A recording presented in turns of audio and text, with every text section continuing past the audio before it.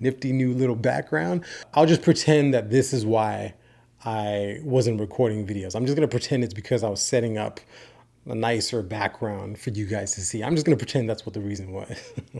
Hey everybody, Video Fight here. Hope everyone's doing good. I know it's been a long time since I've been here. Today I wanna go over what's in my camera bag. I've always seen these videos and thought it'd be kind of cool to do it, and I never had enough equipment.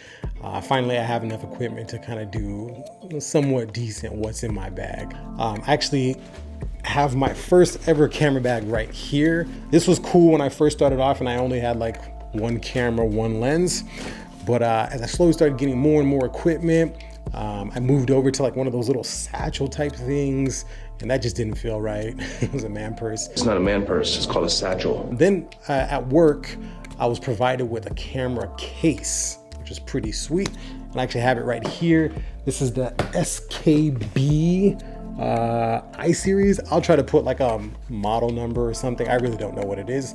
This was the first experience that I had with a camera case, hard shell, and I immediately fell in love. And then my boss came in one day with a Pelican case, and I was like, one day I'm gonna be that cool and I'm gonna get a Pelican case. Well, guess what, guys? I'm officially cool. I have a Pelican case, 1510. This case, I'm absolutely obsessed with it. Now, there aren't really many differences between Pelican case, SKB. These models kind of like compete. For me, I just prefer the Pelican case. I started off with the SKB case and that was provided to me by work. Then I finally got my own Pelican case, but I felt stupid walking around with two of them. So what I did was I just kind of just put everything into one case. Everything's in my Pelican case. So it's a combination of my personal equipment and then of course also a couple of things that I use for work. All right, so first of all, as you'll see here, I have 3 Panasonic GH3s. Now I know someone right now is going, GH3, aren't those things like 15 years old? Yeah, they're super old, but man, I love this camera, these cameras.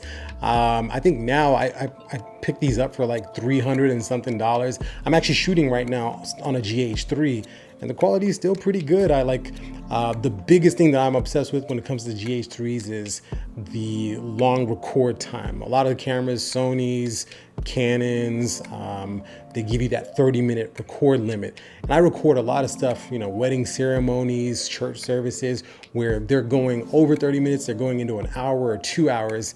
And the last thing I need to be thinking about is running over, setting a timer. Oh, it's 29 minutes. Let me hit start and stop again. I hate that stuff. I just want to have one long continuous file. And that's what I love so much. That's what's kept me so long with these Panasonic cameras. Excellent.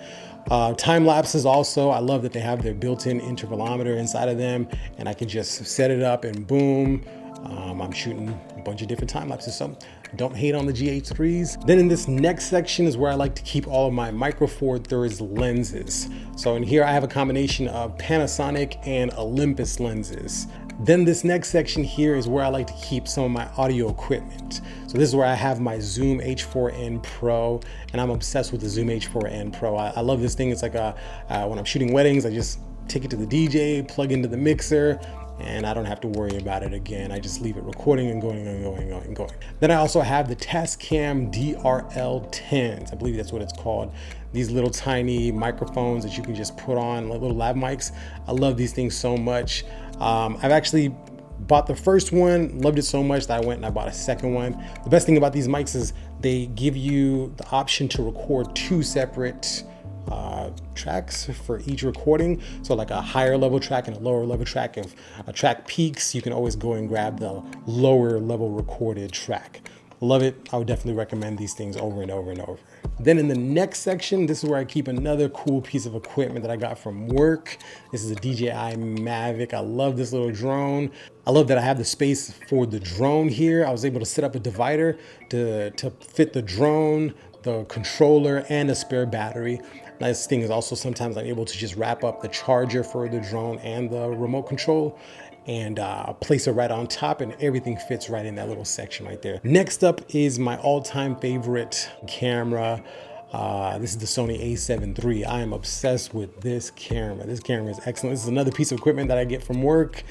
and I try to use it as much as I can. I'm obsessed with the picture profiles, you know, from HLG, which we use at work when we're shooting videos, to S-Log1, S-Log2 and 3. Excellent options when it comes to picture profiles. The 4K, the slow motion, like I talked about, this is just the best all-around camera. Like for me personally, I don't think I've ever shot a single picture on this camera, but all my friends, Steve, and all of my photographer friends at Luster Pros, everybody says it's a great camera for photos too. I just personally haven't done it, so I would definitely recommend this camera. Now in this last section, this is just kind of like my miscellaneous section. I just kind of throw in whatever can fit in here.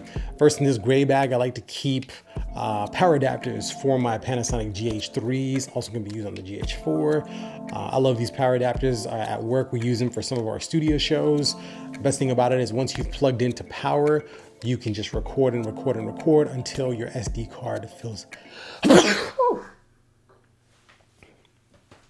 Hope that's not Corona.